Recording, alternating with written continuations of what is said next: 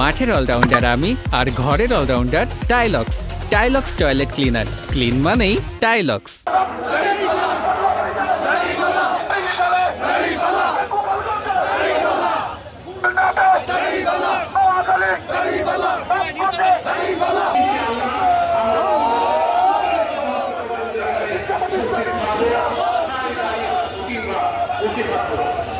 মাহবুব রিয়া এবং তার দল আসছে, মাহবুব রিয়া এবং তার